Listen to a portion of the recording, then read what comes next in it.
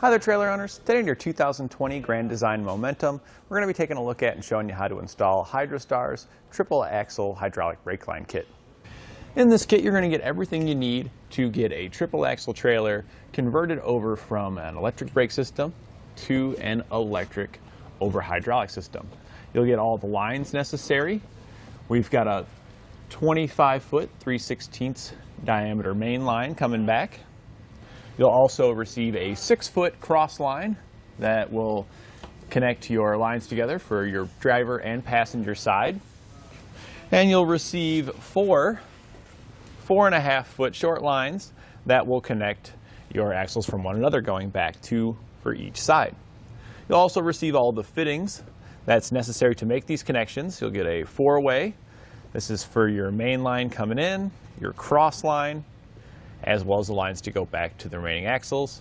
And then you've got a place for your flexible brake hoses. You'll receive 6 flexible hydraulic brake hoses. These are going to go from your fittings located by each of your axles at the end here to allow it to go down to your caliper. The purpose of having flexible lines here is because our suspension here is going to travel up and down. Regular steel lines, over time, if you were to move those up and down, they would eventually break. If you ever took a spoon and bent it back and forth until it snaps, it's fairly similar. Something like this here is going to be able to travel up and down easily without deteriorating over time from the movement. Here's another style of fitting you'll receive in your kit. You'll receive a total of 3 of these. We looked at the 4-way fitting earlier. These 3-way fittings will go on the opposite side as your 4-way fitting, and then on the axle just behind that one, your front axle is going to receive the 4 and the 3 on the opposite side. The axle right behind that, this is our middle one, will receive the 3-way fittings on each side, and this allows us to connect to the front axle and also to connect to the rear axle, and then give us a spot for our hydraulic brake hose. On our rear axle, we just have a union here because we can come from that middle axle, and we just needed to connect to our hydraulic hose here at the back. All of these components are going to be heavy-duty upgraded components. The steel lines are going to have thicker walls than your standard hydraulic brake line, and our flexible lines are also of a very high-quality, durable grade. All of these need to be heavy-duty because when you go from an electric system to an electric over hydraulic, when switching to disc brakes, you need a much higher pressure applied to the brakes in order for them to stop. We're using a 1600 PSI actuator from Hydra Star to deliver that pressure. If you had a hydraulic drum brake system, those don't require as much pressure, and you can get away with lower operating systems, such as like a 1200 PSI actuator from Hydra Star. But again, with these discs, we need that higher pressure, so we want to make sure we've got a heavy-duty line kit that's going to be capable of accepting those pressures. All of our lines and hoses are going to have a double flare fitting, which is going to give us proper sealing for such extreme pressures.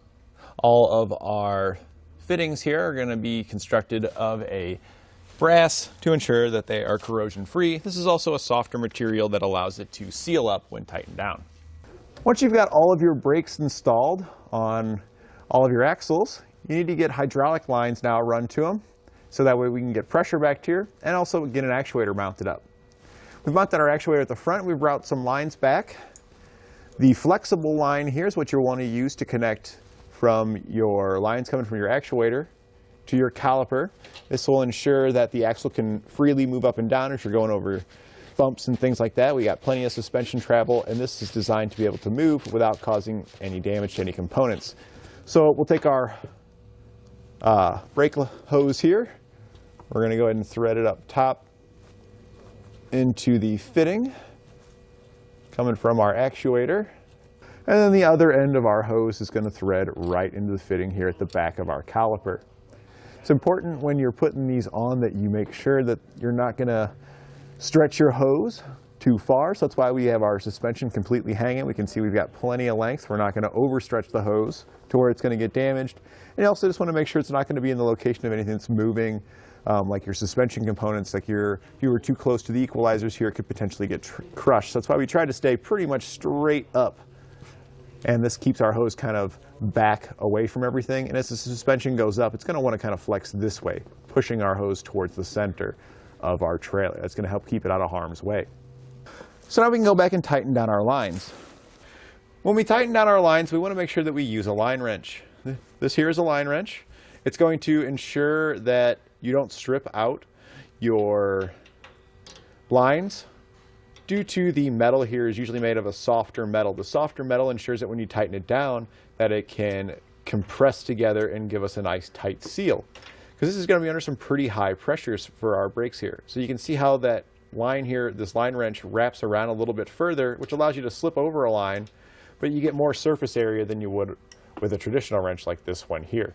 This one here is a pretty good candidate to strip out your fittings, causing you to have to start all over again and be pretty upset with yourself. So we'll slide this on here, just like this. We're going to be using the 3/8 size for the line. You can also take a 9/16 wrench here just to hold your flexible line. This is going to help keep it from twisting because we don't want our line to be all twisted. That's going to change the path that it's going to want to flex when the suspension travels, and we want to be in control of everything that we're doing. Oh, snug that down. You do have to snug these pretty tight. We're going to go ahead and stop right there. That's pretty snug. Once we bleed the brakes, we'll check for leaks, and if we do have a little bit of seepage from here, we'll put some more on it, because it's not uncommon to have to tighten these down where you think, boy, I'm really going pretty tight here, and sometimes that's necessary to prevent the leaks. But we'll stop there and we'll go tighten up the other end. Once we finish bleeding, we'll come back and check for leaks, and if we have to put a little bit more on them, we will.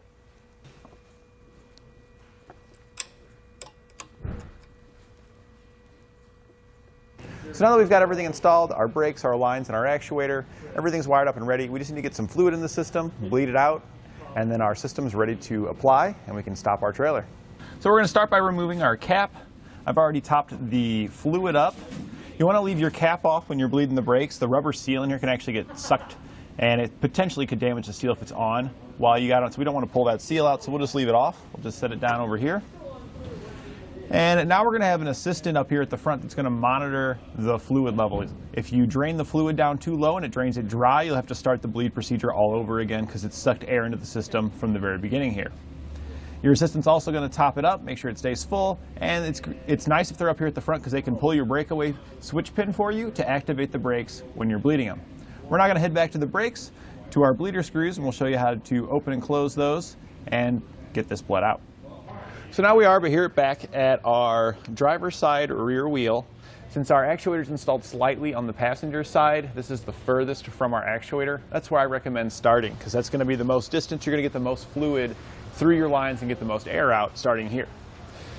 We've gone ahead and made just a little apparatus here to catch our fluid. You can't just put a bucket down here, but this is going to shoot out of here at pretty high pressure, so we want to avoid getting brake fluid all over all of our components. It's pretty deteriorating for paint and stuff like that. It knocks paint off pretty rapidly. So the hose just wraps around. We are using a clear hose so we can monitor the fluid as it comes out, and we just got to catch down here it goes into. The bleeder screw on our caliper is where we're going to be taking the fluid from, but you might notice there's two bleeder screws. You don't want to use the bottom one. Make sure you're on the top bleeder screw. So now that we're all prepped and ready, we're using a 5/16 wrench here to crack this open. Go ahead and yell at the assistant to start the actuator. Go ahead, Joe. He's gone ahead and activated it, and you can see the fluid coming out. We're going to go ahead and close it because the fluid coming out is nice and solid. There's no bubbles in there. That's exactly what we're looking for. If there's bubbles coming out, that means you need to continue bleeding until there are no more bubbles. So now we've got this one done to where there were no bubbles shooting out of our hose there. We're going to move on to the next brake and just go one at a time until we've got them all bled. I recommend, again, starting at the furthest from the actuator and slowly working your way to the closest to the actuator to get the air bled out as fast as possible. And that completes our installation of Hydra Star's triple axle hydraulic brake line kit on our 2020 Grand Design Momentum.